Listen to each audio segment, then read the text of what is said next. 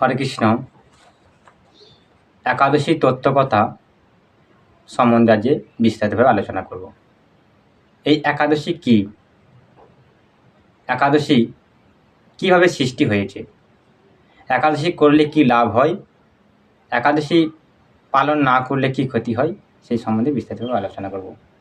তো হরে কৃষ্ণ, এই একাদশী তত্ত্বকথা পদ্মপুরাণে উল্লেখ রয়েছে। তো পদ্মপুরাণে একাদশী তত্ত্বকথা প্রসঙ্গে বলা হয়েছে, একসময় জৈমিনী ঋষি তার গুরুদেব ব্যাসদেবকে জিজ্ঞাসা করেছিলেন, হে গুরুদেব, একাদশী কি, একাদশী ব্রত পালন করলে কি লাভ হয়, আর একাদশী ব্রত পালন না করলে কি ক্ষতি হয়, এই সম্বন্ধে বিস্তারিতভাবে আমাকে আলোচনা করুন, আমি শুনতে চাই। তখন ব্যাসদেব বললেন, হে জৈমিনী ঋষি, আপনি অত্যন্ত সুন্দর প্রশ্ন জিজ্ঞাসা করেছেন, তো কৃপাপূর্বক আমি শ্রবণ করুন, আমি বলছি। তো তখন মহিষী ব্যাসদেব তখন তাকে বলতে লাগলেন যে সৃষ্টির প্রারম্ভে পরমেশ্বর ভগবান শ্রীকৃষ্ণ যখন এই জগৎ সংসার সৃষ্টি করছিলেন, তখন একটা পাপ পুরুষকে নির্মাণ করেছিলেন। তো সেই পাপ পুরুষের অঙ্গ প্রত্যঙ্গগুলি ভয়ঙ্কর পাপ দিয়ে সৃষ্টি হয়েছিল। তো কি কি অঙ্গ প্রত্যঙ্গগুলি ভয়ঙ্কর পাপ দিয়ে সৃষ্টি হয়েছিল সেটা একটু শুনে নিন।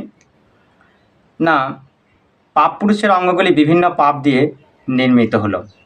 পাপ পুরুষের মাথাটি ব্রহ্মহত্যা পাপ দিয়ে তৈরি, চোখ দুটি মদ্যপান বা সুরাপান দিয়ে তৈরি, মুখ স্বর্ণ অপহরণ, ঠিক আছে, 2 পাপ গৃহবা এবং ধন অপহরণ, গলদেশে ব্রাহ্মণ হত্যা, বক্ষ হচ্ছে পর স্ত্রী গমন, উদর হচ্ছে আত্মীয় স্বজনকে বধ, নাভি হচ্ছে শরণাগত বধ, কোমর হচ্ছে আত্মজাঙ্ঘা, এরকম বিভিন্ন গুরুনিন্দা, গুরুপত্নী, কন্যা বিক্রি, এরকম নানা রকম ভয়ঙ্কর যত রকম আমাদের পাপ রয়েছে, সেই সব পাপ পুরুষের অঙ্গগুলি তৈরি হলে এরকম পাপ দিয়ে।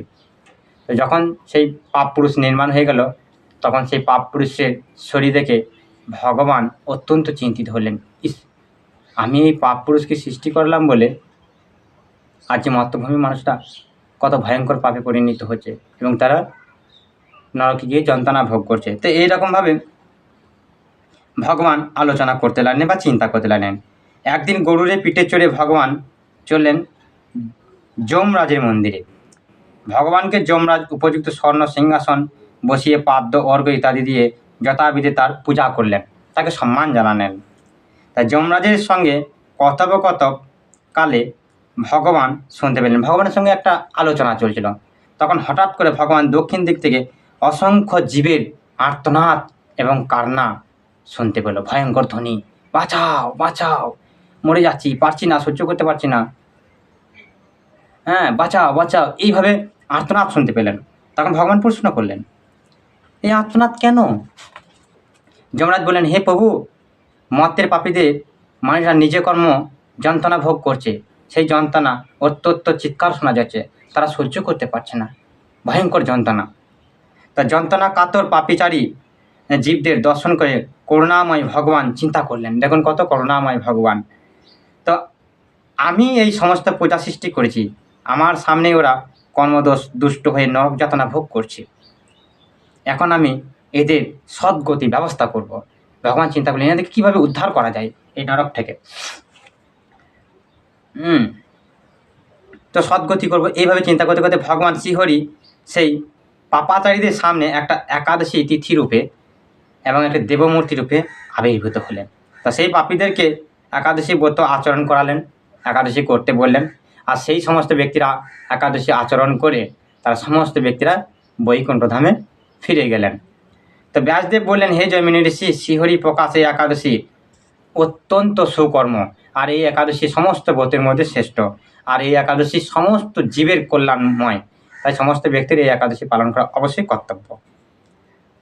তো কিছুদিন পর ভগবানের সৃষ্ট পাপ পুরুষ এসে শ্রীহরির কাছে করজোরে প্রার্থনা করলেন যে, হে ভগবান, আপনি আমাকে সৃষ্টি করেছেন, তাই আমি আপনার পূজা বা আমি আপনার সন্তান, তো আপনি আমাকে রক্ষা করুন, কারণ একাদশীর প্রভাবে আমি আর সহ্য করতে পারছি না, বাঁচতে পারছি না, আমি কোথাও থাকবার জায়গা পাচ্ছি না।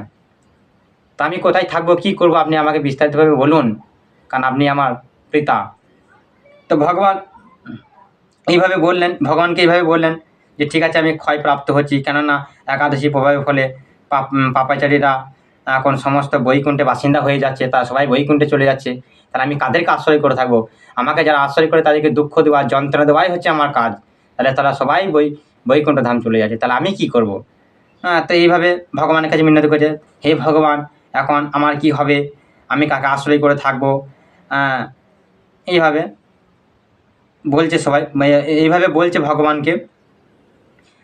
সবাই যদি বৈকুণ্ঠে চলে যায় তবে এই মর্ত্য জগতে কি হবে?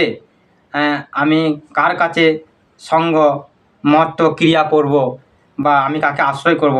তা পাপপুরুষ প্রার্থনা করতে লাগলেন। তা হে ভগবান, যদি আপনার এই সৃষ্টি বিশ্বে ক্রিয়া করবার ইচ্ছা থাকে তবে আমার দুঃখ দুর্দশা মোচন করুন। তখন ভগবান বললেন যে ঠিক আছে, তোমার কোনো ভয় নেই, কোনো চিন্তা নেই। একাদশীর দিনে সমস্ত মানুষরা পঞ্চরবি শস্য গ্রহণ করবে না। তো সেই পঞ্চরবি শস্যের মধ্যে তুমি একাদশী দিনকে আশ্রয় করে থাকবে। তা তখন থেকে পঞ্চরবি শস্যের মধ্যে আমাদের পাপপুরুষ অবস্থান করলো। তখন থেকে আমরা বা সমস্ত শাস্ত্র বলছে যে একাদশী দিনে পঞ্চরবি শস্য গ্রহণ করা যাবে না।